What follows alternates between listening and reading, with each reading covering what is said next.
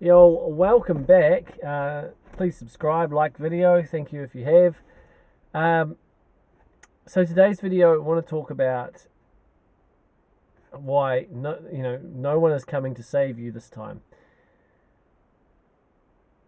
When we've had the going back to the early 2000s, we had the 9/11 attacks, the popping of the Nasdaq bubble, and interest rates went to was it 1%, I think, or very low anyway. In America, they went to like historically low levels, and by doing that, I think they kept them there for 2 years, maybe 3 years at 1%, and then the Fed started gradually raising rates. But those low interest rates, they are what inflated the 2008 financial crisis. It was the cheap credit uh, was the main culprit. There were other things like Fannie Mae, Freddie Mac, but the main culprit was the fact that this bubble was allowed to get to the size it got, as reckless as it got, because people had access to cheap credit. Obviously, led to a massive financial crisis in 2008. And if we look at the Federal Reserve's response to this crisis, it was to print money. Now, people thought that the 2008 crisis was going to be, apocalyptic, the end of the world, doomsday, the end of the dollar, all these sorts of things, right? But obviously, the quantitative easing gave the Federal Reserve and the US government the ability to keep interest rates low and created massive bubbles in the stock market, the real estate, crypto, all these bubbles. And so it was kind of a case of we were going to have this massive crisis, but it got bad. But if you're able to hold on to your real estate or your stocks, everything worked out in the end, right? The Fed saved the day. That has been the perception of the market for a long time. People who worried about inflation were crazy. There was no inflation. A crash, there was no crash. If you prepared for a crash, that it meant that you just you doom and gloom, and you missed out all the opportunities because you sat on the sidelines and had concerns, and waited for the end of the world to happen, and obviously didn't, and the Fed saved the day. Well, if we look at the situation now, the situation is that inflation has surfaced into consumer goods, and inflation keeps accelerating and exceeding expectations. And I think it doesn't take a genius to work out that the numbers that they give us are, the inflation number is always much lower than it feels. They say, for example, food costs have gone up, say, 7%, and yet you look at your grocery bill and you can see that it has gone up, say, 25%, or something, 15% more than last year. So it's often that the consumer feels that the numbers are is brought down to serve the narrative. I mean, if they had to say that inflation was, say, 25%, well, that would mean like what, 35% interest rates. So they have an incentive to say a number as low as possible to make it less of a interest rate hike. Well, what are we looking at now? We're looking at the inflation is here. I think the bubble has burst, and it's going to keep imploding, and it's really going to implode when the unemployment starts picking up. And I believe the unemployment will pick up when interest rates rise. There's going to be a lot of headwinds to a lot of industry, such as construction, under high rates of interest rate. It's going to be harder to sell real estate, so real estate salespeople aren't going to be bringing in the bacon, and the gravy train is finished. In fact, I think a lot of people probably don't even know how to sell real estate, because if they started selling it in the last 1 or 2, 3, 4 years, you just had to get a listing and it sold itself. Uh, you didn't have to sell the property. Somebody just had to look at it and say, "I'll buy it," and you say, "Okay, cool." Um, Whereas now you have to be a bit more, you have to work actually a bit more harder to sell, to weed out the good real estate agents from the average ones. again, if people leave that sector and try and find work in other sectors, it will also, as sectors die down, people go from, say, construction to retail jobs, for example, then the labour shortage will start to reverse, where we have labour surplus. But that will take a little bit more time to eventuate, I think, in my opinion. But you know, really, there's two medicines that we can be administered, and they're both really bad. The first one is to fight inflation. So like fighting inflation is not pleasant. It's like every central bank's worst nightmare. To deal with inflation means to put the economy into a recession, to raise interest rates, to have people in pain trying to pay their mortgages or their credit card bills. And what will happen is people will try and work extra hours. People will rack up debts, credit card debts, bank loans. They will try and hold on to their assets while they keep sinking underwater. But eventually they burn out, and they can no longer actually work the amount of the hours that they're working. They just physically they burn out, or they get into too big of a hole. The debt starts mounting up. The repayments get too much, and as the inflation keeps going up, the cost of the living is harder and harder to fund. So eventually they might have to declare bankruptcy or put a home on the market, except the market is going down.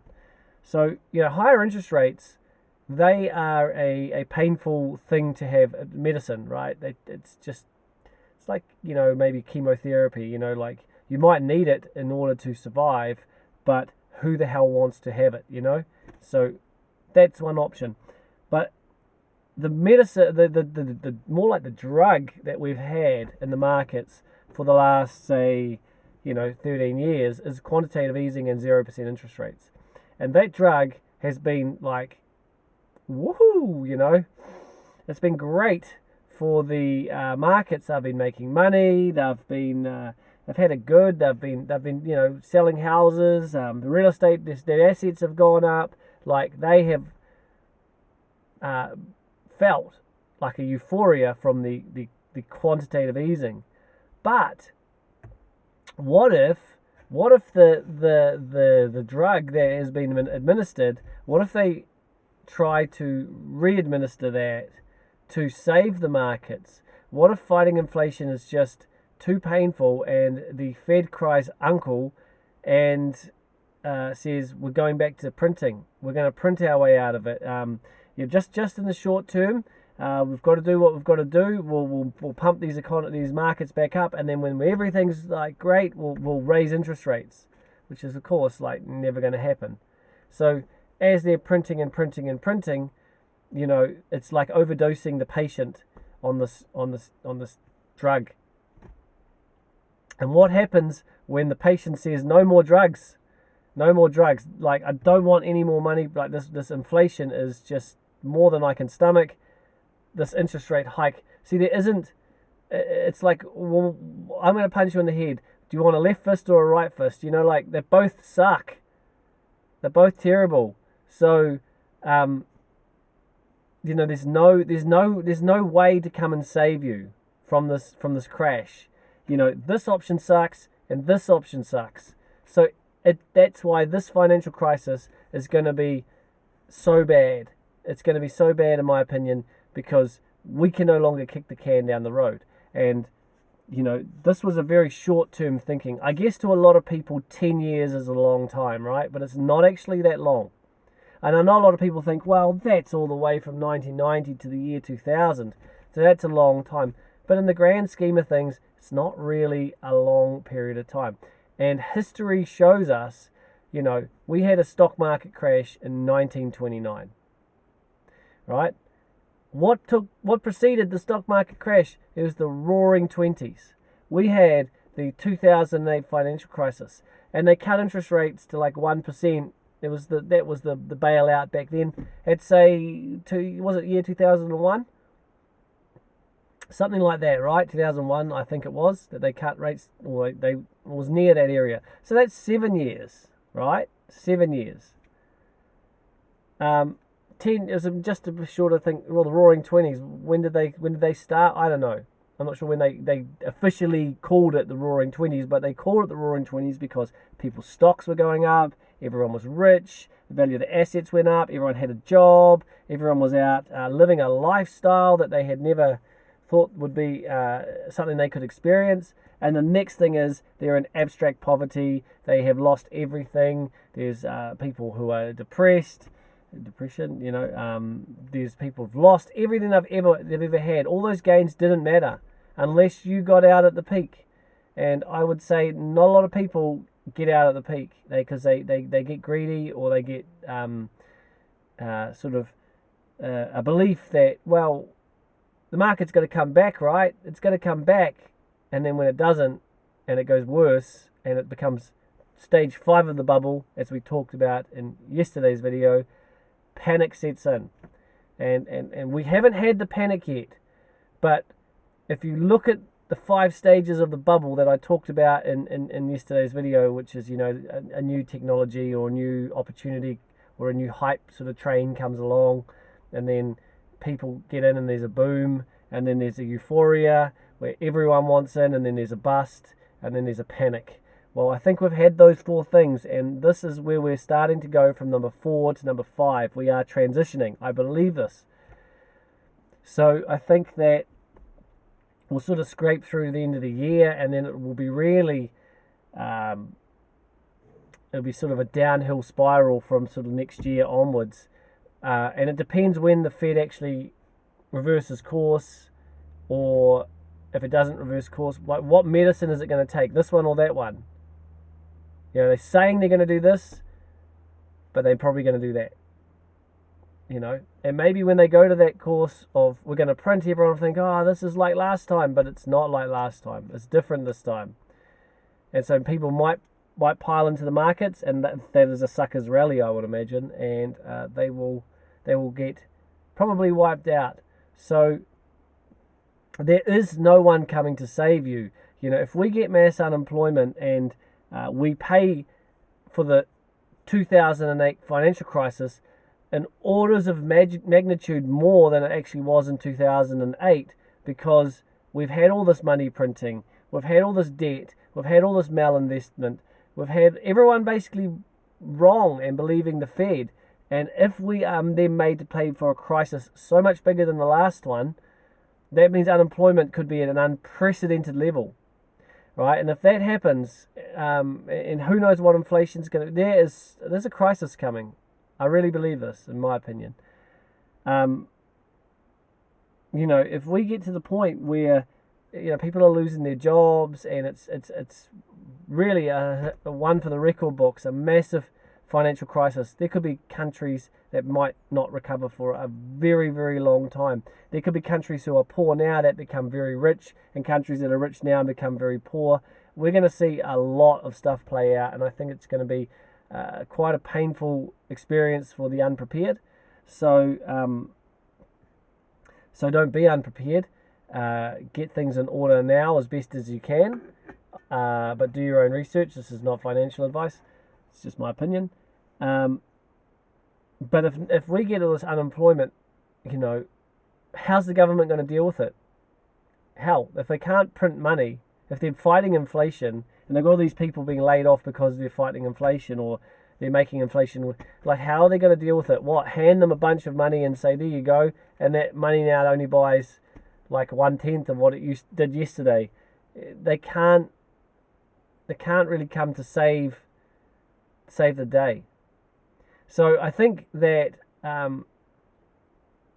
most people are underestimating how bad this is going to be. Personally, I'm probably underestimating it, but I think it's going to be bad. It's probably just going to be worse than I could ever picture, and happen faster. I thought this was going to happen for a long time, based on what was happening with quantitative easing.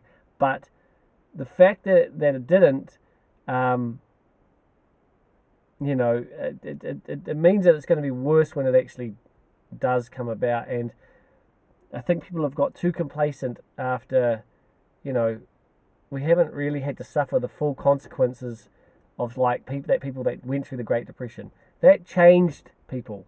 Their mentality, they were way more cautious because they had seen it with their own eyes. They'd experienced it, and they said they never wanted that to happen again. Well, I think here we are now. So let's see what happens. Inflation's getting worse. Interest rates are all typically going up. The Bank of England's cried uncle. Australia has sort of folded and just done a very small percentage point rate increase of 0.25, which is nothing considering they are fighting inflation, apparently. So anyway, I'll wrap up today's video. I hope you got something out of it, and we'll see you on the next one. Peace.